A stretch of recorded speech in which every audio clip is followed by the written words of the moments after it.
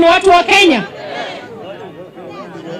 Wale wanatumia vijana wetu kwa mambo ya goonism, wale wanatumia vijana wetu kwa mambo ya maandamano, na ni maandamano ya uongo, kwa sababu sio William Ruto amesababisha mafuta kupanda kwa dunia nzima.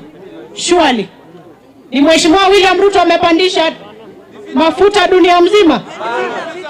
Na si wale wanaambia vijana waende kwa streets kwa sababu ya bei ya mafuta, si wanawadanganya? Na hawa ni watu ambao hawapendi nchi yetu, na tunataka kuambia we have no alternative country.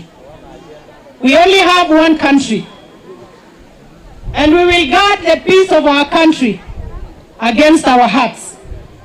Ama niseme asante sana kwa kunipatia tikiti ya UDA. Ningependa kabisa niombe nyinyi na tujaribu kabisa tuwe kitu kimoja hapa Emurua Dikirr. Ndio tuweze kufanya kazi ya kujenga barabara, ndio tuweze kufanya kazi ya kuunganisha stima, ndio tuweze kufanya kazi ya kusomesha watoto wetu. Lazima sisi sote tuwe kitu kimoja.